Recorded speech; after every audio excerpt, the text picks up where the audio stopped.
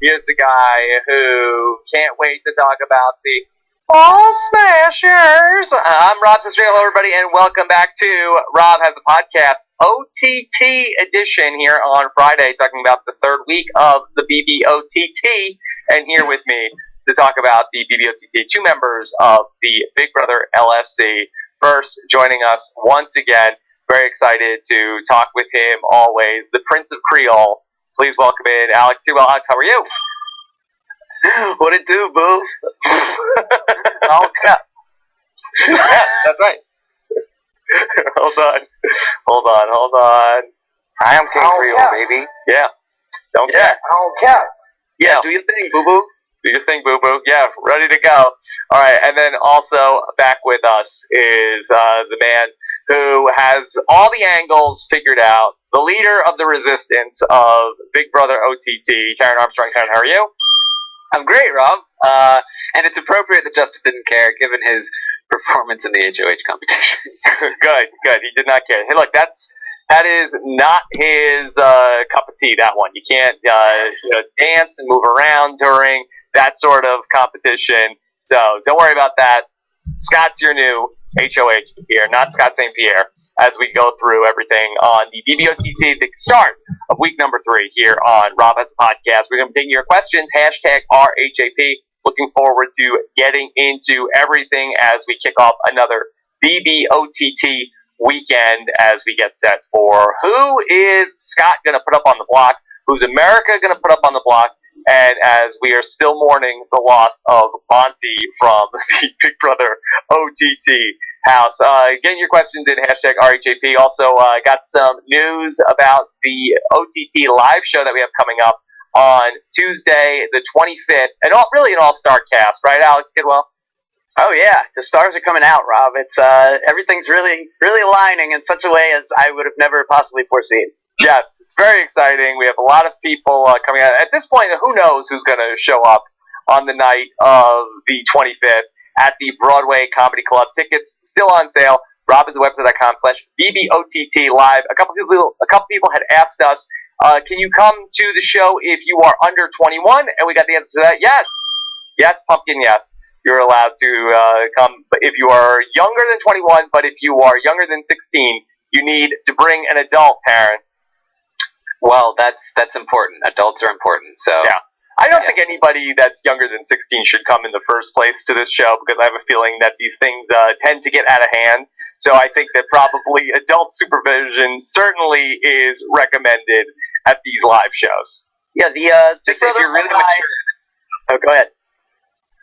Oh no, just if you're a really mature 16-year-old. No, still, Crazy James and Tina Marie could be coming. I was going to say, yeah, this thing is likely to get crazy like James, Rob.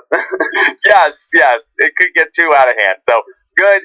I'm very excited to be there a week from Tuesday night. robinswebsite.com/BBOTT live. All right, so let's talk through everything from this week. Now, both of you guys were not on the live show that Jordan Parhar did with Brent and Big Meech on Wednesday night. Lots of fun if you want to catch that show. I was watching it live on Wednesday night.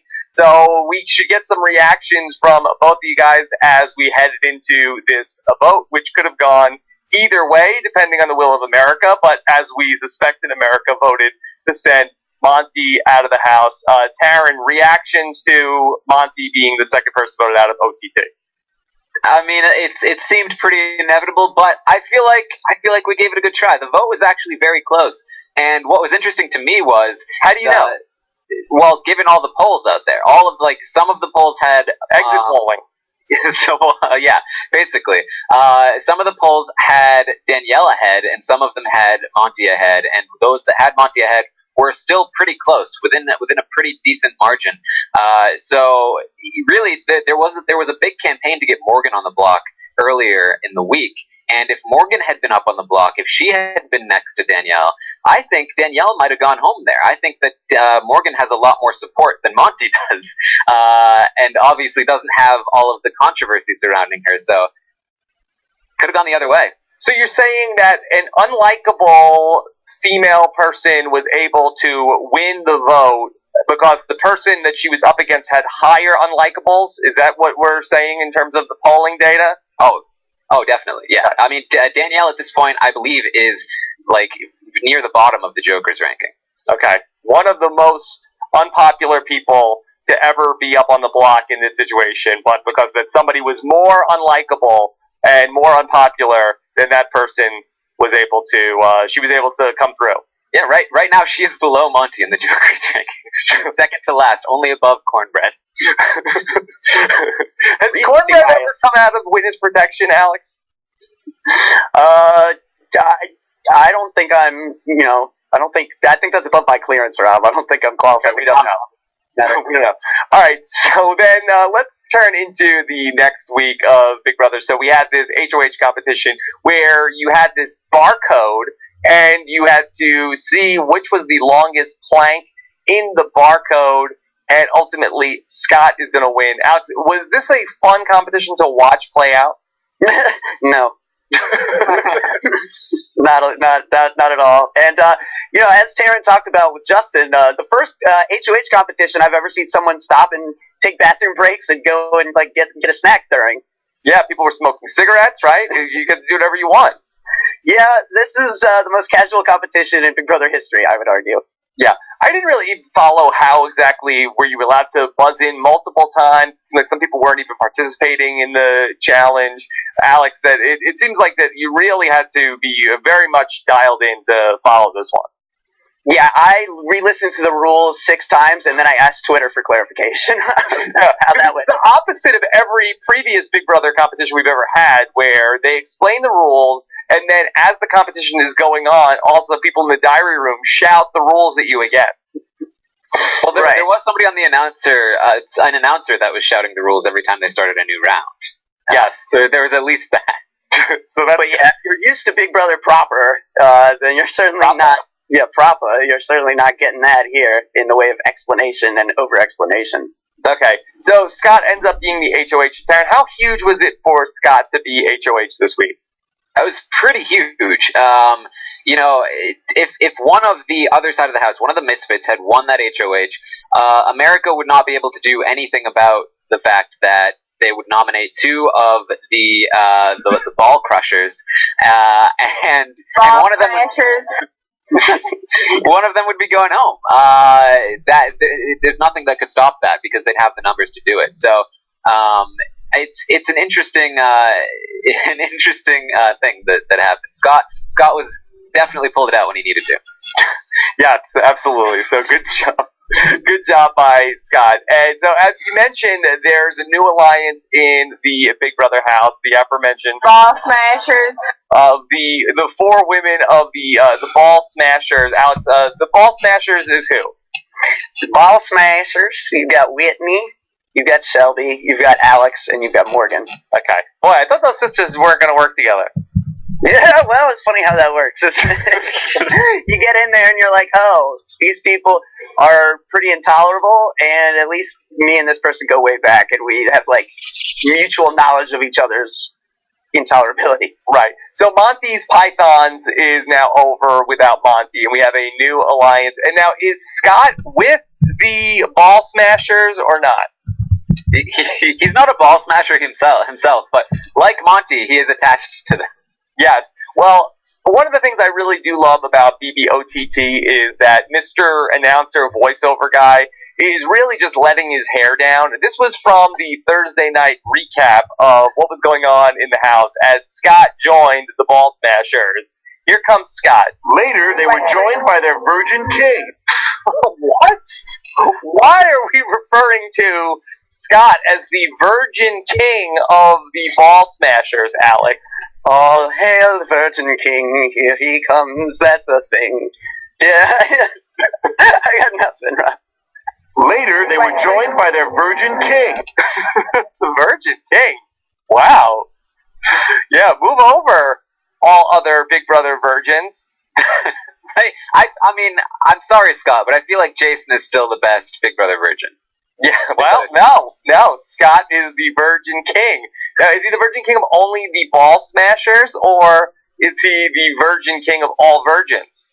I mean, I think Virgin King implies that he's the king of all virgins, right? Like, Otherwise, they call Yeah, someday all of this. Yeah, someday all of this abstinence will be yours. Yeah. We need someone who's like big, like Shane or Justin in the house to hold him up and, anoint him with oils or something. Later, they were joined by their virgin king. Yeah, just can't wait to be the Virgin King, Scott. You know who's not the Virgin King is Shane. No, he might be the king, but he's certainly not the first thing. Well, Yeah, okay, that's maybe we figured it out. Maybe Shane was the Virgin King, and then it got passed on to Scott a couple nights ago. I don't know, but Mr. Announcer Man, right on top of that. Yeah. And the announcer guy, he was right on top of this one as well. This is him calling. He's like Vince Scully calling the Shane and Danielle under the sheets. Shane and Danielle went over the top under the covers. Oh, yeah. Setting that move. Yeah, boy, the announcer guy, I think, is way too into Shane and Danielle. This is on the heels of last week of Shane gave Danielle the ride of her life. He was really trying to make it happen. It's like, if I say it, it'll happen, right? Really rubbing it in the nose of Scott. Later, they were joined by their virgin king. No, not Shane and Danielle. That is not true. It's really wild how much they think the hot and heavy Shane and Danielle stuff is like a selling point of the show. Like this is an online show. They know people can just click over to porn, right? It's not that hard. It's the thumbnail of a lot of stuff. Also, like when the other day when it was the Shane gave Danielle the lap dance, that was the thumbnail of the day recap of the Shane giving Danielle the ride of her life. Yeah. Shane and Danielle went over the top under the covers. Yeah, look, anyone can watch porn at any time, but you can't watch two people from Big Brother, doing some stuff under the sheets. Like those are people That's some classy stuff right there. That's advertisable. Yeah, boy, it's getting so hot over on BBOTT. Even Ken Bone is checking it out now at this point, Alex. He's posting in the Big Brother subreddit on this. They're so beautiful. I'm not sure yet what I'm watching, but I like it. He's into it. All right. So back to the ball smashers, Taryn. So what is their plan for this week? Well, initially, they had one plan, and the care package sort of changed that. But initially, their plan was to nominate Shane and Danielle and just basically do the same Shane thing. and Danielle went over the top under the covers. America's keeping them. Yeah. They're really anti over the top under the covers, and they wanted to make sure it didn't happen again. So they wanted to just do the same thing they did last week and try it again. Hopefully, it works this time. However, the care package came into play, and the care package is this veto care package where you have to decide between one of three vetoes. One is the Diamond Power veto, where the veto winner chooses the replacement. Another is the Boomerang veto, where one person that wins the veto gets to take two people off the block. And then the double veto, where there's two vetoes and two winners of each veto. But correct me if I'm wrong with this veto, because this seems like the most asinine thing, that it's not awarded to Scott. It's not like that he opens some sort of attaché case with three vetoes and he gets to pick which one he wants. He gets to pick what the house is playing for, correct? Yeah. Yes. But it is important though, because the types of veto matter a lot to the nominations and the votes. Because basically, the Diamond Power veto takes away his power. It lets somebody else put somebody on the block, in addition to America, who is already putting somebody else on the block. Mm-hmm. The Boomerang veto is something that also benefits the nominated side, because just one person can win it, and then two people can be off the block, and now he has to nominate two new people. Whereas the double veto benefits his side, especially if this was a situation where America wasn't on his side and they were going to put up one of his allies, this would be largely beneficial to him, because they'd have two shots at winning the veto and taking down America's nomination, ensuring that the other side would lose a member finally. So the double veto is that one person gets to take down two people and he gets to name two replacement nominees? that's the boomerang veto. The double veto is that there's 2 vetoes, and 2 of the players will win each veto.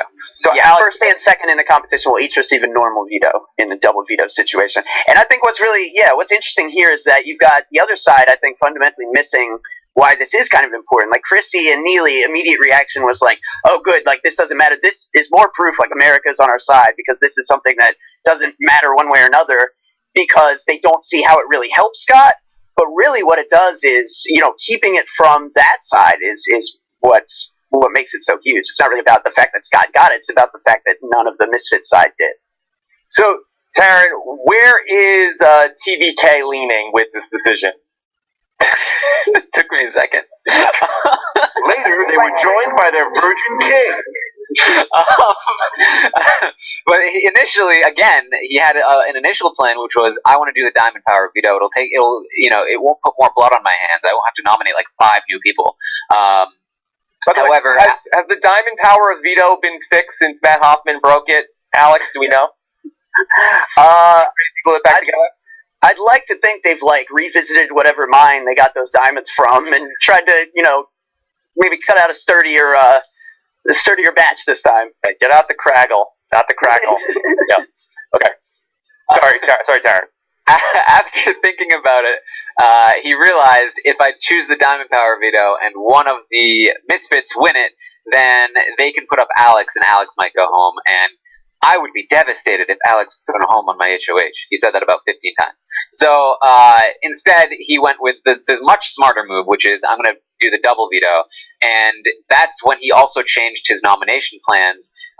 So he's going to put up 2 pawns in Chrissy and Neely, and then do the double veto, and ideally take both of them off and replace them both with Shane or Danielle. Or if one of their side gets nominated, they'll have to use it on whoever gets nominated, and then use the other one to nominate either Shane or Danielle. Okay, so the double veto is 2 vetoes can be won in this competition, like first and second place, or the winner is going to get 2 vetoes. The first and second place will both get vetoes. Okay, all right. So they could both be used. Both, yep. Okay, 2 people can win one. But normal vetoes in both cases. Could one person win? One person cannot win both the vetoes. No. All right, good. All right, so and this will all play out much later in the week. We still have to get through nominations, and we don't even play the veto until Monday, Alex, or is it Sunday? Yeah, Monday, because you have the really extended double safety ceremony thing that eats the weekend. Right, it's sort of like we just can't have anything important going on over the weekend. Well, there may be reasons for it that, I don't know. Yeah, CBS has to do what they do. Just seems like, not a lot of people work in the weekend. Yeah, well, people got things to do. It's LA. Okay. You got a football team out there now, Rob. Not a big deal. What do you want? Now, are there the live diary rooms tonight, Taryn? Yes, I believe so. Yeah, I was watching those last Friday night. Those were, I was switching back and forth between cable news and the live diary rooms last Friday night. Very fun. Yeah, they're still great. I feel like as the players get more experienced with them, they're using them more and more just to pander to America and less to explain their strategy, which is unfortunate. But they're still really great to watch. So hopefully we get more of the good stuff and less of the bad. Mm-hmm. Okay. All right. So then let's keep talking through everything else from the fallout from last week. Alex, was there a lot of fallout about Chrissy going up on the block after Alex had promised her safety last week? Yes, definitely. Chrissy and Neely, and they were the most upset. Neely was really upset. I didn't really understand, to be honest, why Neely was so upset. Because she doesn't have the right. Right. Well, it's, I just, it was, obviously I get Alex had made a deal, but then she had to go back on the deal, and she probably shouldn't have made the deal in the first place, but the circumstances kept, weighing against her more and more heavily, and at a point you just kind of have to do what you have to do. And, they're mad that, their anger really stemmed from a place of, she should have nominated someone who, honestly, in any case, would have been a number for her side. So it really wasn't too easy to justify from an outsider perspective for me. Mm-hmm. Alex, I'm sorry, Taryn, did you feel like that Alex, in her nominating Chrissy, ended up making a very bad move? No. I mean, there wasn't really any other choice. And I feel like a large part of why the Misfits were angry was because they were close enough with Alex. They felt like they had enough rapport that they felt like they would be able to trick her into nominating Scott, and they were mad that they didn't get what they wanted, basically. And I mean, again, like there was no other option for Alex. Putting up Scott would have been a terrible move. Mm-hmm. And then in terms of the interview that Monty did with Julie Chen, any big takeaways for you, Taryn? No, I mean, he was very surprised that Morgan and Alex are sisters. He talked a lot about his strong character and how he's a leader. Basically what we've seen from Monty in the last 2 weeks. So I don't know, nothing too surprising for me. Yeah. Alex, any other takeaways about Monty, especially writing the eulogy for Big Brother Monty? Monty Massengill? I don't think he knows what he's stepping into when he gets outside of the house, unfortunately for him. I think the interview, for me, was just more evidence that this is someone who just was much more of an ignorant kind of, unaware soul than a malicious, vindictive one. He was not bred for this? He was certainly not bred for this. He wasn't cornbread for this. He wasn't even matzah for this. Okay, all right. Let's shift gears into Cracklegate, Taryn. Could you explain this to our listeners? Okay, so Jason, it was mostly Jason.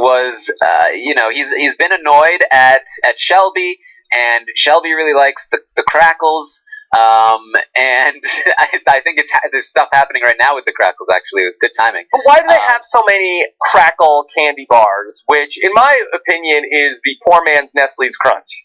I wouldn't know. Or they just have a stash in case any trick or treaters come by the Big Brother house? Well, when they get the bag of chocolate, it's a mixed bag, and Crackle happens to be Shelby's favorite.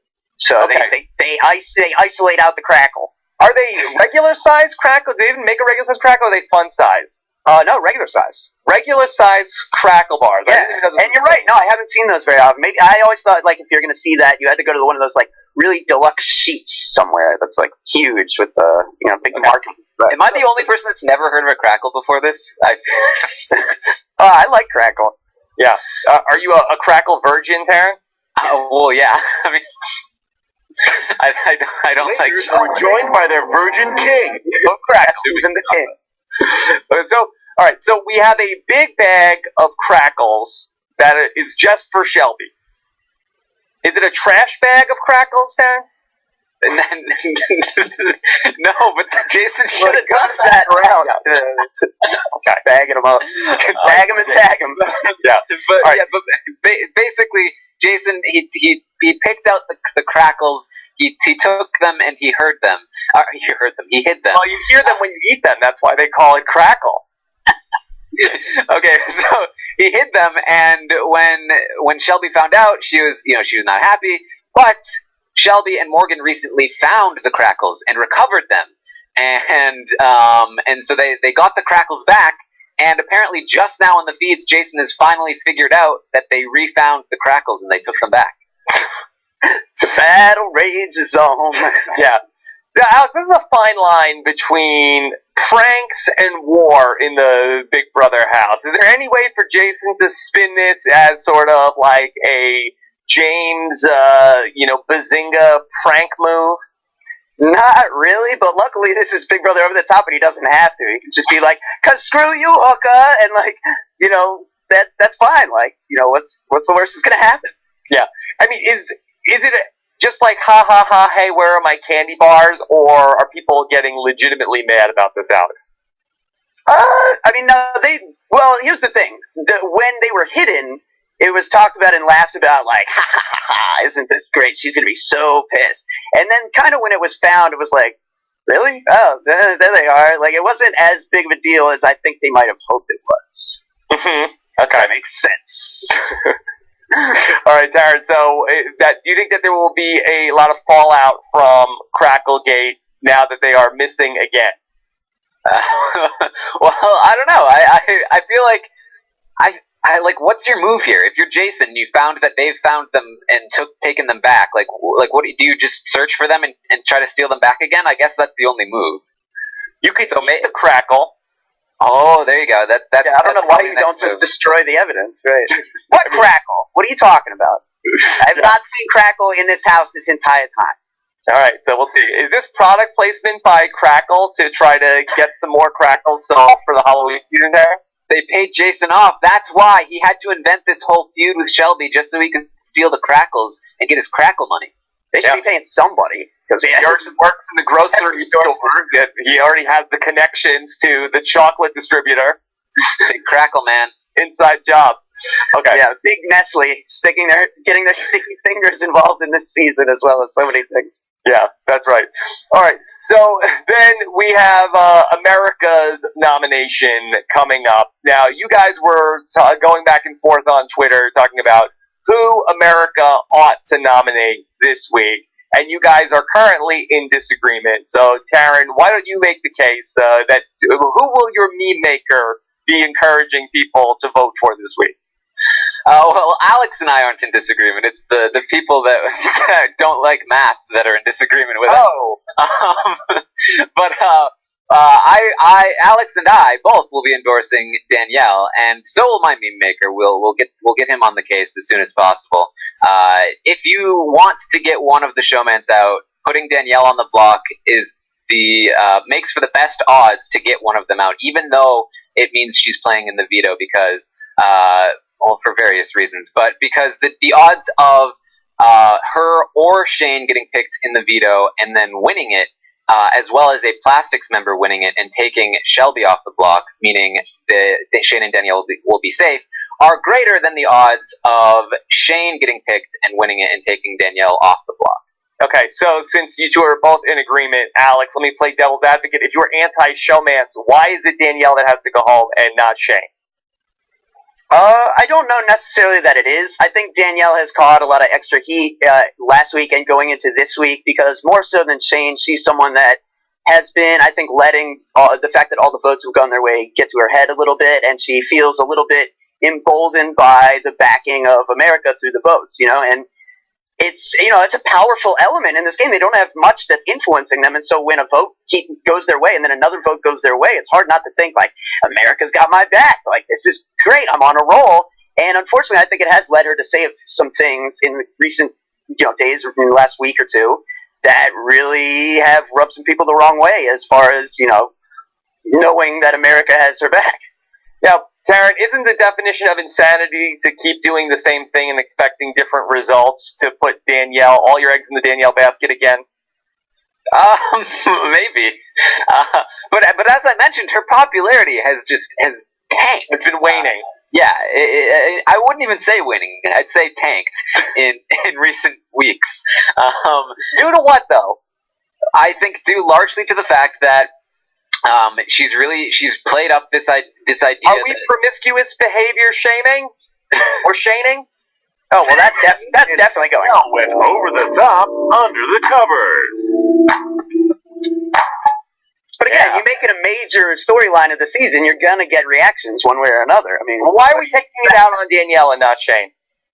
Oh, I'm seeing Shane getting plenty of, especially given the conversation that took place. Yeah, easy. Yeah. Well, Shane is right there with Danielle. He's only above Danielle and Cornbread. They're both down there. Wow. And if I was Shane, I'd be mortified to get out and watch the footage. That's all I'm gonna say. Under the covers with Cornbread.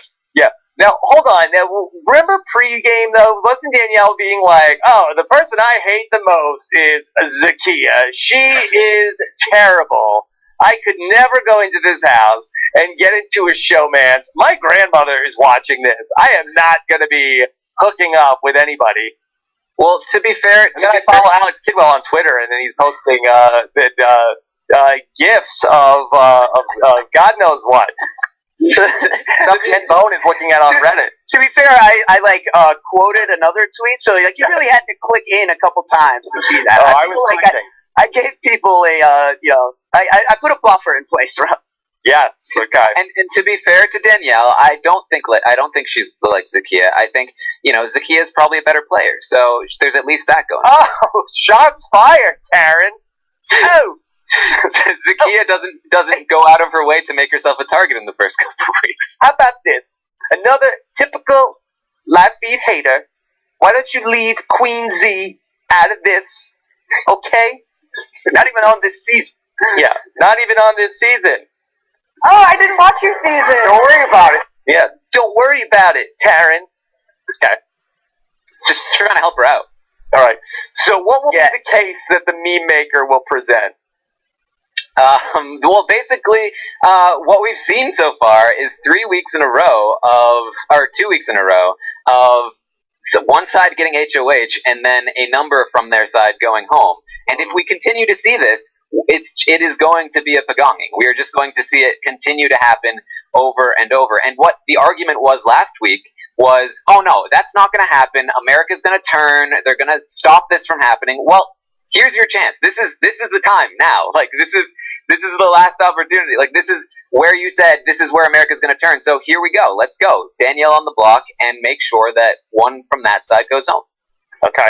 And look, I think that's where some people, there are some people who disagree with us, and I think a big factor is, a fundamental difference in, what's the thing you want to see most.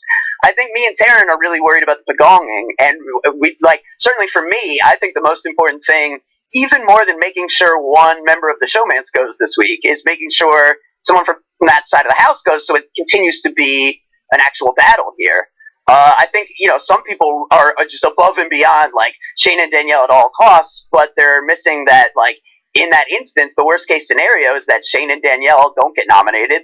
They both get picked to play, which people are forgetting how few players there are this season. It's not that unlikely that they get picked to play in the veto. And if they finish 1 and 2, which they've both shown ability in competitions, then they can, be safe, take down Neely and Chrissy, and now Scott's going to, have to put up an ally. America's going to vote out of plastic.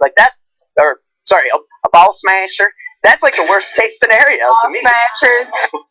So yeah, I'm voting to avoid worst case. I do think that you guys are probably just looking at the big picture way too much and are just sort of afraid that there is going to be some logical plan in place from America is going to just keep just hammering away at this same thing. And I am a believer. And maybe I'm more siding with the Brent side of things, that I think that when it goes enough, almost I don't know what it's called, when a river starts to go all the way one way, and then there's erosion, and then it starts to go all the back.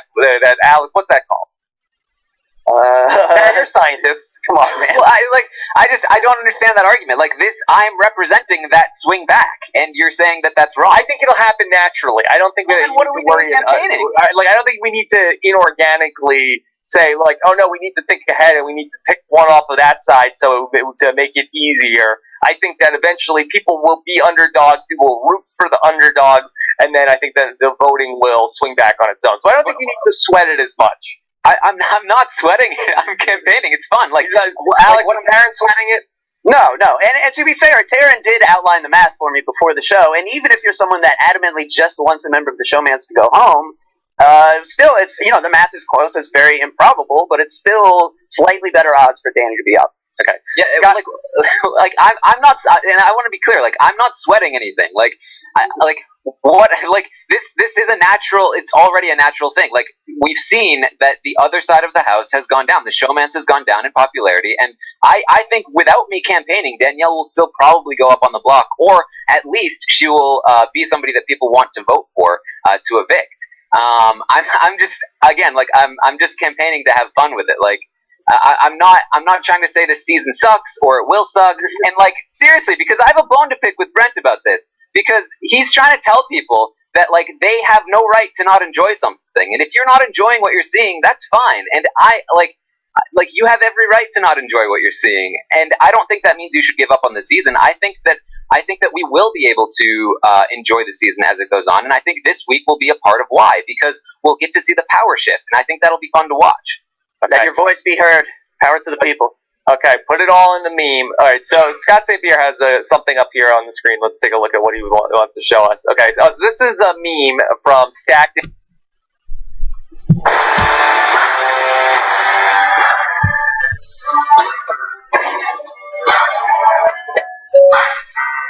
He's natural. You might want to use this one.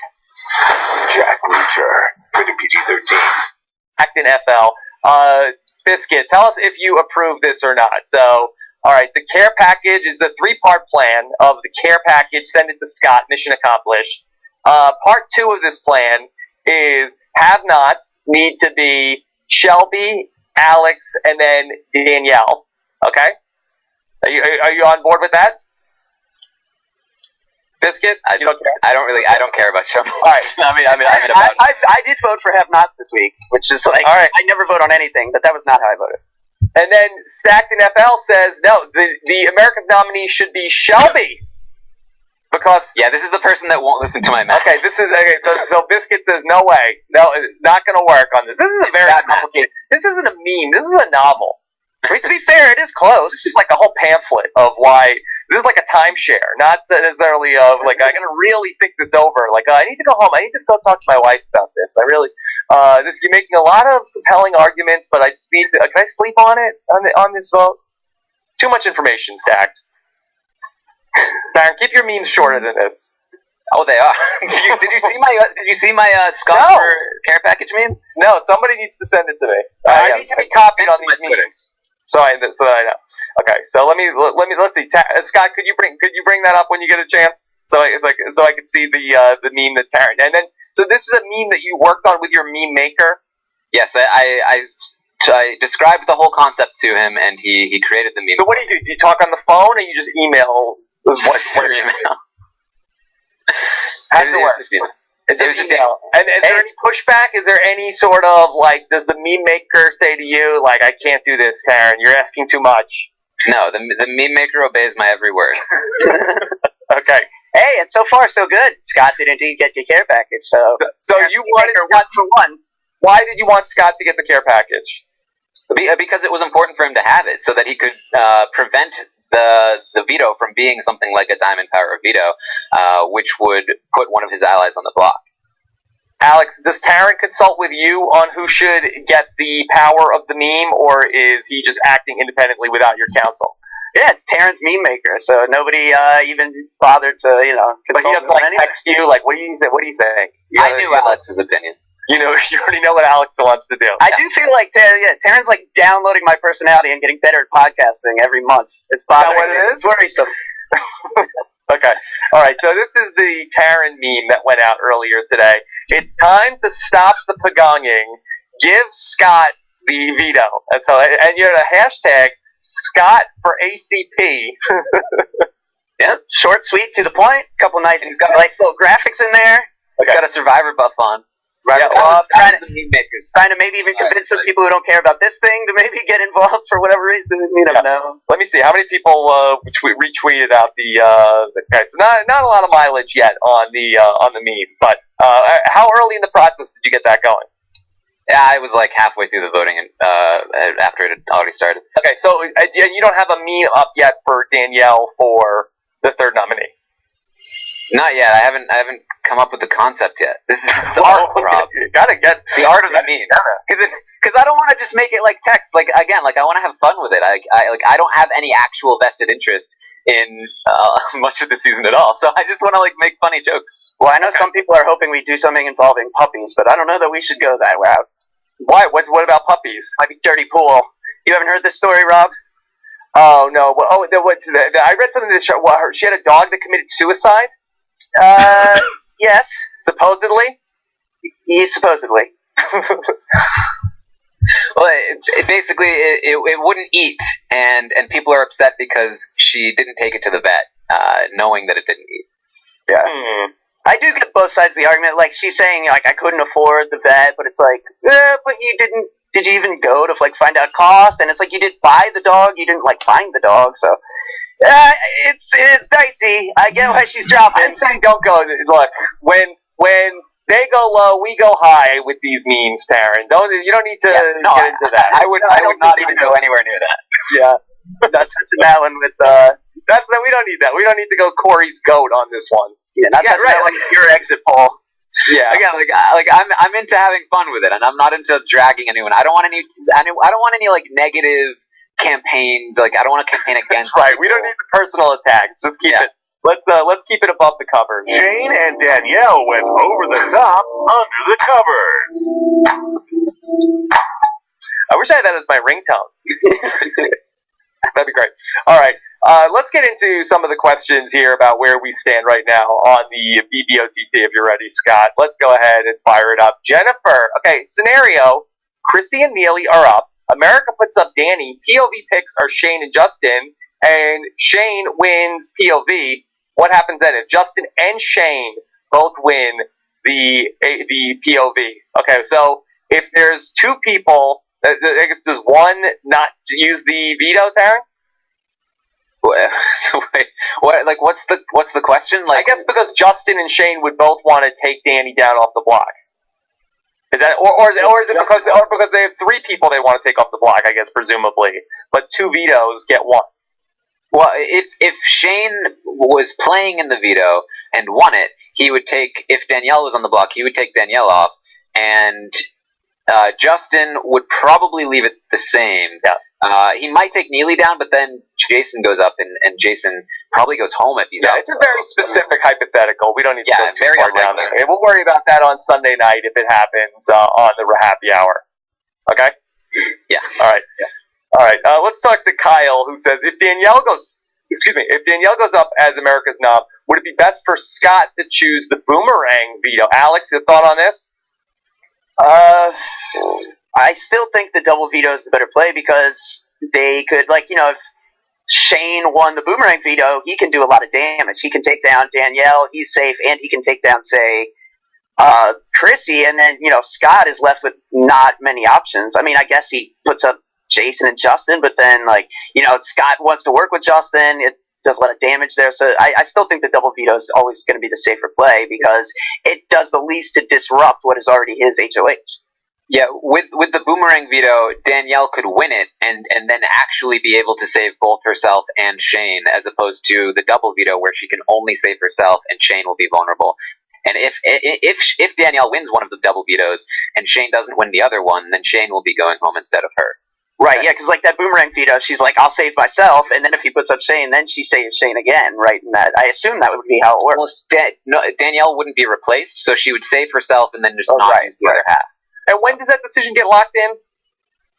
Which one? The veto is chosen after the players are picked, I believe. Okay, all right. Yeah, so we got to wait. Bad Tyson Apostle says, by next Wednesday, who will have had the better week, Scott or Ken Bone? I mean, Ken Bone, I think, is going to be one of the great tragic figures in the history of this country. I think that Ken Bone, I can't wait for the 30 for 30, Alex, of this guy who 1 week ago right now was sitting at home, was a nobody, was going to the presidential debate, sat at one of the craziest debates, the craziest debate in the history of politics, and then became a internet sensation overnight, became famous beyond his wildest expectations, and now mired in scandal, only 5 days away from when anybody had ever heard about him. Yeah, I'm with you. Although, for it to, it'd be a great 30 for 30, although they always find a way to, loosely tie a thing into sports. So maybe, I don't know if he has a Reddit comment about a game he watched or something that they can make. Yeah, we got to find out who his sports team is. Flew too close to the sun, Rob. Flew too close to the sun. Yeah, you can't. It's too crazy. It's too crazy. I hope it's just a soft landing for Ken Bone. Got too big too fast. That nobody. Scott's weak. It's early. It's still early. We'll see. Nobody's weak. All right. This is from Robot Taryn. Is this a new person on Twitter, Taryn? Yes, I have 2 novelty accounts now.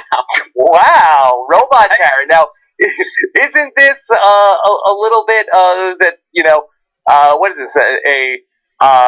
Superfluous? What's the right word? Redundant? Redundant. Yes. Good word. Good job. Next up, verification. Shouldn't we have human Taryn? That's very. Yeah. Where's that one? Yeah. Where's that one, please?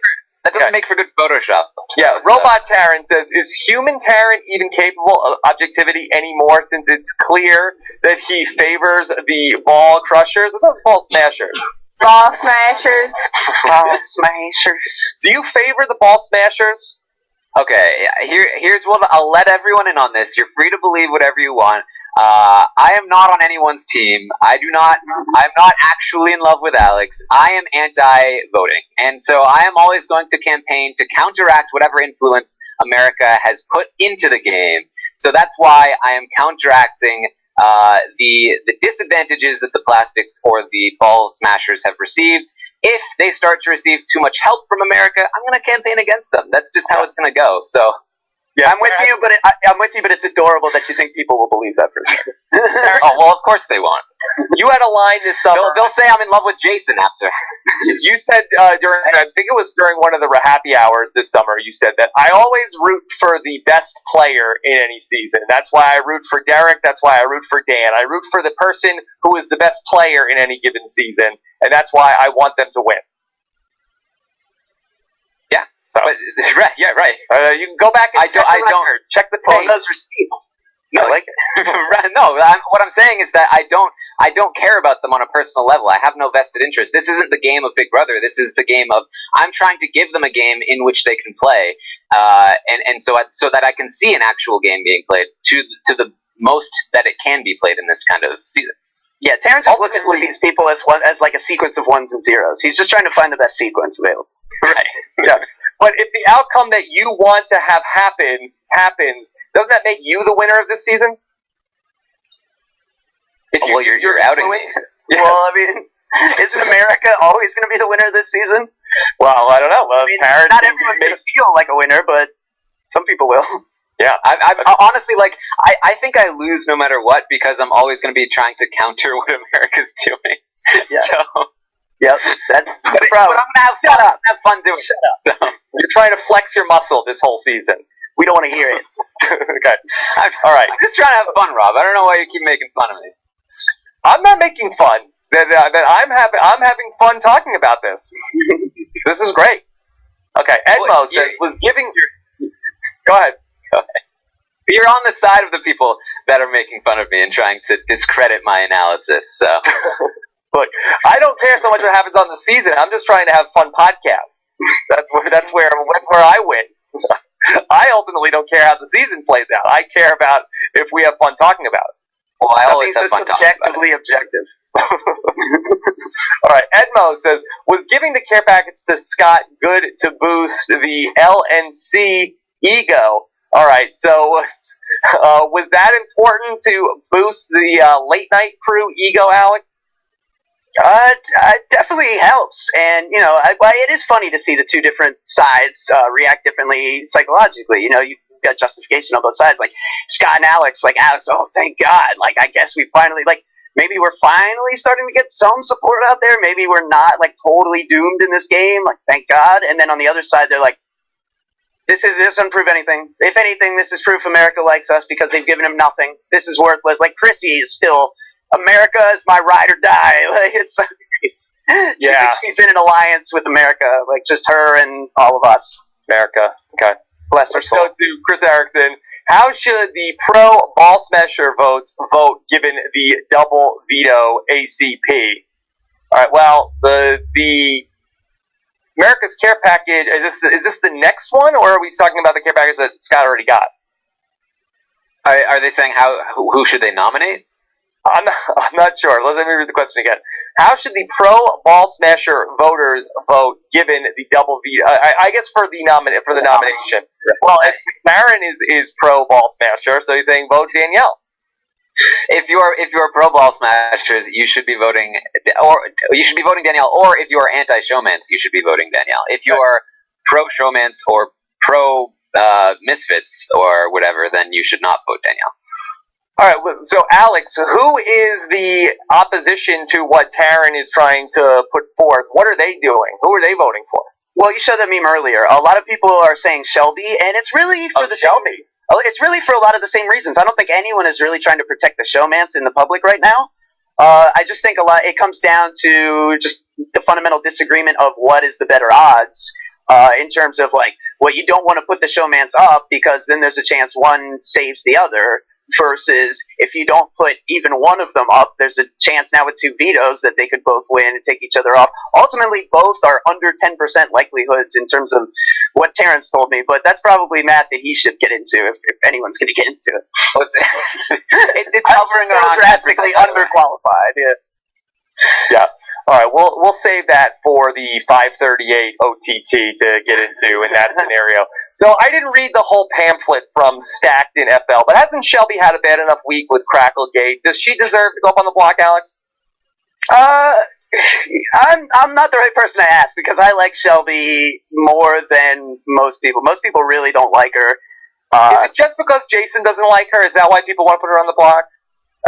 Well, she's got a very, And because she didn't know who Big Jeff was? Oh, I didn't watch your season. Don't worry about it.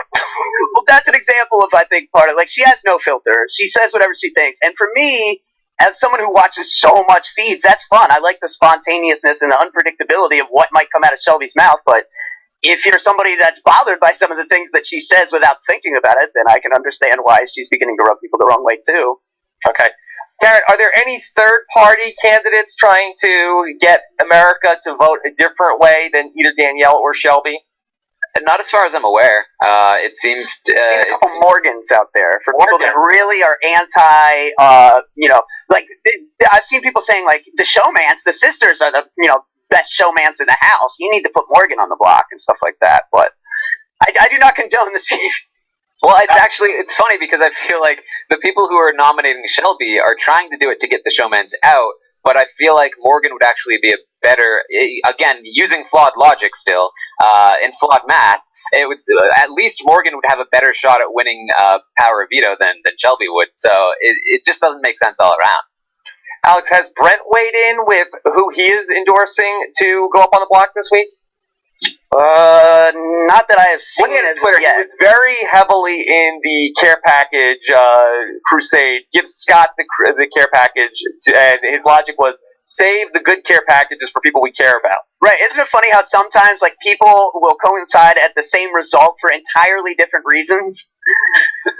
Plenty of people were voting for Scott because they wanted to see Scott get the care package, and arguably even more people were voting for Scott because they wanted to see not anyone else get this one. Brent retweeted a tweet from Coco the Bear on Twitter, who was retweeting someone who says Scott is putting up Chrissy, and Coco the Bear said, "Not if we put her up first." So it sounds like Brent is endorsing a Chrissy nomination, but that could be a waste if Scott is going to put her up in the first place. Right. First, he makes nominations first. We don't get to go ahead and jump the line. Yeah, I think people are beginning to overestimate their control. What's the timing on that? Just so we know. So is the voting open at this point, or do we have to wait for the safety ceremonies? And then once the safety ceremonies are over, then does America get to vote, Alex? Yeah, from what I remember, voting will open up like Sunday going into Monday, and then Monday morning they have the meeting where they pick players for the veto. They find out who America's nominee is. They join the 2 nominees from the day before on the couch, and then they go out and play the veto competition. Biscuit, is that why you're in no rush to get your meme up? Because you feel like you have the whole weekend to sort of workshop the slogan and get the T-shirts ready? Well, yeah. Right now, people are voting on the have-not. I thought it was like the care packages in BB18 where the voting was going on all week, and like the MVP voting where then they would just take the 3rd or 4th place voting. So you won't even be able to vote for Chrissy if she goes up on the block. No, you won't be. Okay. Although I did see some people saying they were able to vote for, to click Morgan as their have-not vote this week, but technically, according to the rules, since Morgan was one last week, she shouldn't be able to be a have-not this week. So it's unclear to me if that's they're taking those and counting them as wasted votes, or what there. Mm-hmm. Probably. I mean, punish those that don't understand, I guess. Pay attention to our crazy, obscure, ridiculous rules. Okay, PJ in Albuquerque, who loves Miss Alex more, Scott or Taryn? So, hold on. So, Taryn, the Virgin King has a thing for Alex? I mean, he likes Alex, as they were joined by the Virgin King. I don't think that is into her in that sort of way, though. I think that he really likes her because she protected him last week, and he feels very indebted to her. Okay. All right. Darren, you won't use your meme-making powers to save your QT 3.14 if she ends up in any undue harm, right? If she plays herself into a bad spot, I'm gonna Then you're over her. That she's cured you of your feelings. The feelings that didn't exist in the first place. Yes, because you have no emotion chip. No. Oh, It's just outdated. okay. No, I don't have one. I'm. All right. Stack says, does flirting work with getting Alex to vote Shelby? I'll flirt shamelessly. So, hold on a second. So, are we trying to... Stack in Florida, you're saying you'll flirt with Alex Kidwell to get him to vote for Shelby? Or the Alex in the house has to flirt with I Shelby? do believe they were referring to me in this instance. Okay. All right. Kidwell. All right. This is I'm not so easy, people. I don't know what you think, like, my situation is, but you can't just... I don't just roll over for anyone, all right? Yeah, and what is this What do you think podcast now where it's like, okay, where you have to flirt with the people on the show to get things done? Where this is not what we're doing here. Where it's not, this is not, this is, shut it down. This is what we're dealing with on Twitter, Rob. This Like, is over the top, Rob. You didn't even Stop know. it. You didn't Stop know. it. Stop trying to flirt with the live feed correspondent. I don't know, Rob. Maybe you should give it a chance. Maybe you should let it go out, play out for a couple of weeks, see if it one Let way or me the be other. abundantly clear. Do not sex them. Do not send. Do not offer. This is not what we're doing here. Okay. Rob, I see how this goes. I condone Right. this over-the-top behavior. I don't even want locker room talk. Anything. Stop. Shut it down. We're not losing the podcast over this. We're not going down in scandal. You don't have to worry. Like, our integrity is sound. Thank you. Okay. Sounded. All right. Laura says, who else should America nominate then? I feel like Danny is the only person people will get behind. Well, no, it sounds like there's a Shelby movement. We don't know how big it is, though. There haven't been any polls yet, so who knows how big that movement. As far as I know, it's like one person that made a meme and a couple people that believe in bad math. Well, Alex, how are we tracking the polling on these things? Are we just looking at the Joker's Update popularity polls, or are we looking at any other types of polls that are out there in terms of the this versus this?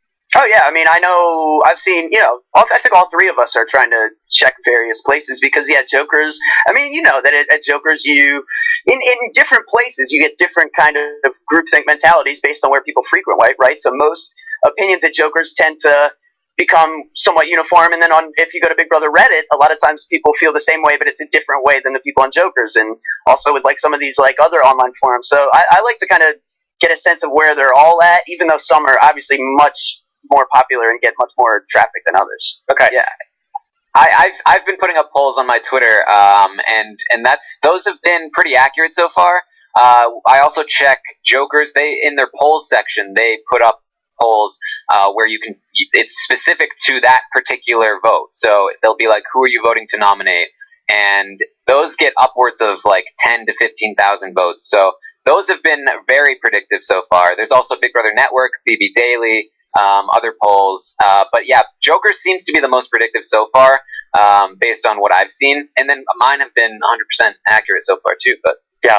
Yeah, I will say Terran's his polls there have been very regular, and he's keeping them well greased. Alex, I put them up consistently. Alex, could I appoint you to be the Nate Silver of the Big Brother poll forecasting here as somebody who is just going to take a look at all these polls and give me the electoral map? Yeah, I can do that. Okay, Sure. good.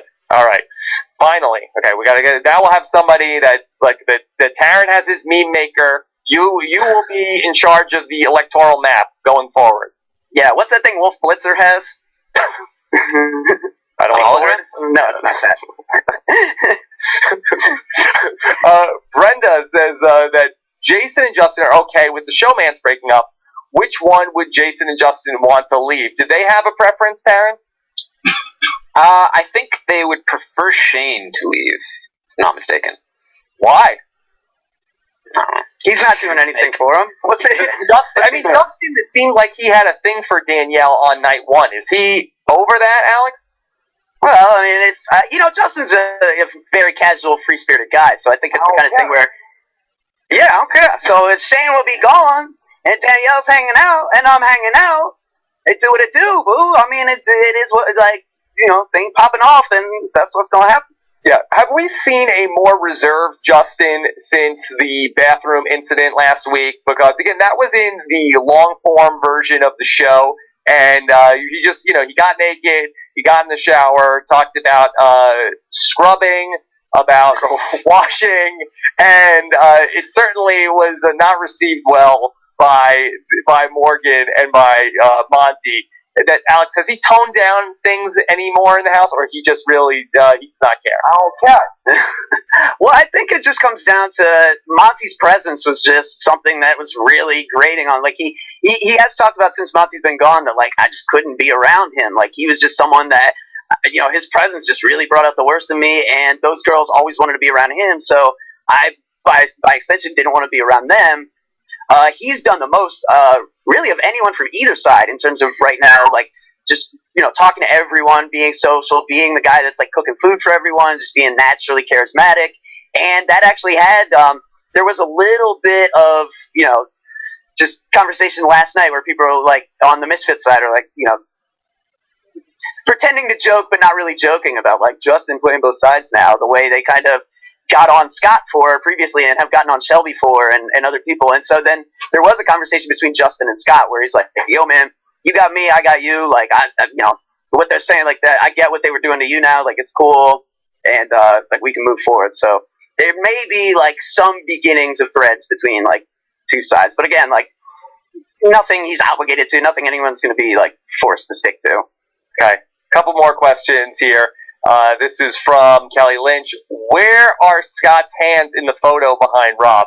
So I have the photo of Scott behind me, Scott from BBOTT, and he certainly does have his hands south of where the bottom of the photo is cropped. So Later, they were joined by their virgin king. yes, so we don't know what exactly Scott is doing here in the photo. Let's not jump to conclusion. He's just bagging the groceries. Easy, Biscuit, easy. I have vest pockets, people. Okay? This is vest pockets. This is where they are. Yeah. Pockets on my vest. Ball smashers. No, it's not what he's doing. Stop it. Okay, this is Vest from pocket pool. Kelly Lynch wants to know, Glenn, will he be there? Yeah, most definitely. Glenn will be there. And Hannah wants to know, is GM bringing the chicken parm? As far as we know. Right? Well, one can only hope. I mean, we didn't do anything to Nick. Yeah, that's right. Yeah. Nothing but good things to say about Nick Uhas. Yes. Alex, you're not wearing Nick Uhas' hat tonight, are you? No, it's not turquoise enough for all that. Okay. All right. And one last question. This is from Kelly Lynch. She says, I think that Shelby looks like Mike TV from the original Willy Wonka. Any thoughts? Are you seeing this? Do you think that Shelby looks like Mike TV? Now, Oh, I didn't watch your season. don't worry about it. Yeah, so that's what Taryn's going to say. He didn't see this movie. Alex, Like, Well, I haven't seen If Willy. she was Mike TV, she'd have watched Jeff's season, though. Come on. She Yeah. did. Mike TV never misses a season of Big I Brother. see the resemblance. I could see it. I guess. If she, maybe the looks of Mike TV, but more the behavior of Veruca Salt. Yeah, perhaps. All right. And again, in terms of Gina Marie and Crazy James, again, I can't promise you that they're going to be there. That we have an email. Look, if my email ever ends up on the WikiLeaks, you'll see that Gina Marie said I'll be there. Crazy James said he would be there, but I don't know. That Alex can confirm this. He was on the email thread. Yeah. Somehow it was included on all this, and even Carol from Big Brother 8. So we'll see. It could be a bearable. That's why that with these things, I hate to ever say in stone anything is going to happen, because you never know with the reality people that like a bunch of people could show up or like I know there'll be a show. Glenn is going to be there. Adam Pock is going to be there. Eric Stein and Jordan Parhar. We're going to be there. And anything after that, we have no idea what's going to happen. Yeah, after that is gravy. It's Big Nope. Brother. Hope for the best, expect the worst, and we'll expect the unexpected. Yeah, but one way or another, we will be podcasting about BBOTT in person on Tuesday the 25th at the Broadway Comedy Club, and it should be a lot of fun. All right, so what's the hashtag, Taryn? Is it your official meme hashtag? No, that's outdated at this point. That was Scott for ACP. Well, I mean your next one. Oh, I haven't come up with it yet. Okay.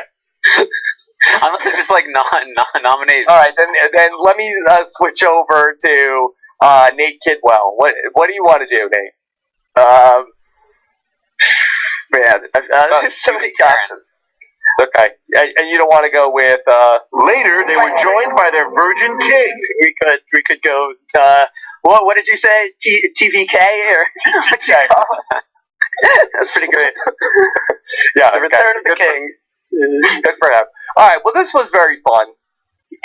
All right, you're still enjoying the OTT, Taryn? Yes, I don't know why you keep questioning me. I just want to make sure, like, I'm so invested in whether or not you like this season. Admit you're miserable, damn it. Yeah, I'm really enjoying the season. Like, I enjoy campaigning, even though I don't like the effect of the votes on the actual game. It's been fun, and I really like a lot of the changes. I like the competitions. I like the mostly non-censored feeds, and I really like the live DRs. Like, this is definitely like a really interesting and cool experiment. Okay, and Alex, you're still happy? Yeah, I'm enjoying it. You know, it is what it is. You gotta roll with it, baby. You gotta enjoy it for what it is. All right, well, all right. I'm so excited about where we're going with the OTT. I'm also very excited about something that we have coming up here on the podcast. That we are going to begin our search to add in another voice to the LFC, and we're going to begin a season-long hunt for somebody who will be joining us as we get to Big Brother Canada coming up in the spring. And we have a very fun competition planned, which we should be rolling out sometime next week. We got a lot of different applicants, and I don't want to announce anything yet, but details are coming very soon on this. So be on the lookout for the search for the next member of the LFC. Nobody's going anywhere. We're just adding another voice to the mix because Big Brother, since we started covering the live feeds, has become a 365-day-a-year sport. And just got to prevent burnout. You can't lose anybody. Yeah. Who knew? I did not know this was going to be the WWE of social strategy games when I joined on. Yeah, it's very exciting stuff. All right, so thanks so much to Scott St. Pierre behind the scenes. I got to check with him and make sure he's not burned out from too much Big Brother. Of course, the next happy hour is coming up this Sunday, although Jordan Barhar is warning me of a big storm headed to the western front of Canada. That is not proper. Yeah, big storm.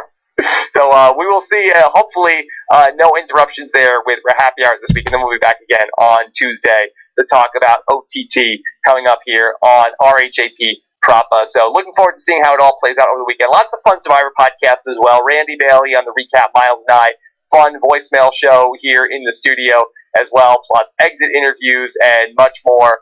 All on Rob Has a Podcast, so check that out. Also, very fun News AF talking about Ken Bone, and I hate to say that we predicted bad stuff for Ken Bone this week, but I said at the time Ken Bone was riding high, and I said, look, there's only one place to go from here for Ken, and the question is, just how fast does it happen? And we really sort of got out in front of this, and I really wish Rob Has a PR firm would have been contacted by Ken Bone's people earlier in the process. I think we could have avoided all of the melee over the last couple of days. All right, so we will talk to you again soon. Take care, everybody.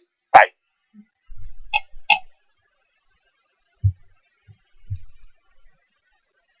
Live from my apartment, it's Rob Has a Podcast. And now...